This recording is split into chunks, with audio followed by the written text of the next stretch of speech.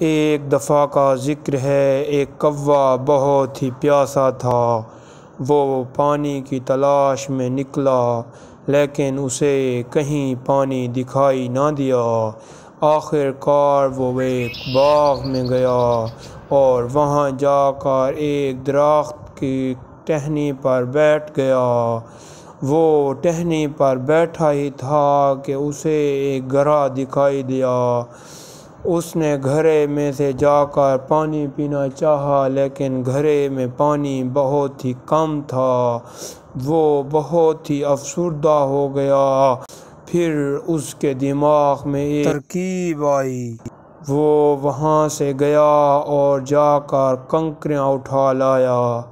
اس نے کنکریاں آہستہ آہستہ گھڑے میں ڈالنی شروع کیں تو گھڑے کا پانی اوپر آتا چلا گیا۔ جب گھڑے کا پانی اوپر آ گیا تو اس نے اپنی چونچ گھڑے میں ڈالی اور جی بھر کر پانی پیا اور اس کے بعد اڑ گیا۔